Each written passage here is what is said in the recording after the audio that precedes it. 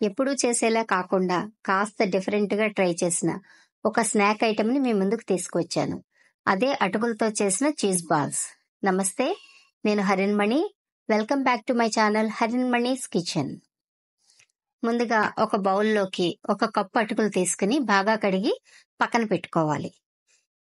ఇందులోకి రుచికి సరిపడ సాల్ట్, కొద్దిగా పసుపు, 1/2 టేబుల్ స్పూన్ వరకు కారం వేసుకుని బాగా కలుపుకోవాలి.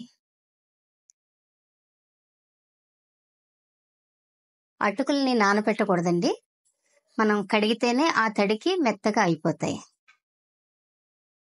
ఓకే, ఇప్పుడు బాగా కలిసింది కదా. నేను ముందుగా ఒక 2 బంగాళదుంపలు తీసుకుని పొట్టు తీసి ఉడికించి ఉంచుకున్నాను. వాటిని మెత్తగా పేస్ట్లా తయారు చేసుకుంటున్నాను. ఇలా మెత్తగా తయారైన పేస్ట్ని కూడా అటుకుల మిశ్రమంలో వేసి బాగా కలుపుకోవాలి.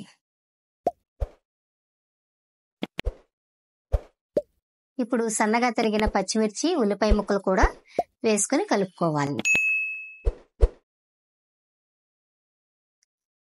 చివరగా 1/4 టీ స్పూన్ వరకు గరం మసాలా పొడి కూడా వేసి కలుపుకోవాలి. ఇప్పుడు నేను చీజ్ని చిన్న చిన్న ముక్కలుగా కట్ చేసి ఉంచుకున్నాను. ఇప్పుడు పిండిని చీజ్ బాల్కి సరిపడు ముద్ద కింద తీసుకుని దాంట్లో హోల్ చేసి చీజ్ పెట్టుకొని రౌండ్గా బాల్లో చుట్టుకోవాలి. దీనికి చేతులు తడి చేసుకుంటే సరిపోతుంది. ఇలా తయారైన బాల్స్ని నేను కార్న్ఫ్లాక్స్ పౌడర్లో డిప్ చేశాను. చూసారుగా, ఈ కార్న్ఫ్లాక్స్ మనం వేయించుకుంటాం కదా, అవన్నమాట. ఇలా కోటింగ్ ఇచ్చిన ఈ బాల్స్ అన్నింటినీ ఆయిల్లో డీప్ ఫ్రై చేసుకోవాలి. ఈ బాల్స్ అన్నింటినీ కూడా మనం గోల్డెన్ బ్రౌన్ వచ్చే వరకు వేయించుకోవాలి.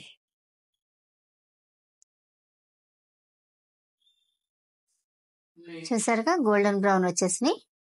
ఇప్పుడు మనం తీసేసుకుందాం. ఓకే, రెడీ అయిపోయినాయండి. ఎంతో క్రిస్పీగా ఉండే ఈ చీజ్ బాల్స్ని మీరు కూడా మీ ఇంట్లో ట్రై చేసి ఎలా ఉందో టేస్ట్ చేసి కామెంట్ చేయండి. నచ్చితే నా వీడియోని లైక్ చేయండి, షేర్ చేయండి. అలాగే నా ఛానల్ సబ్స్క్రైబ్ చేసుకుని నోటిఫికేషన్స్ ఆన్లో ఉంచుకోండి.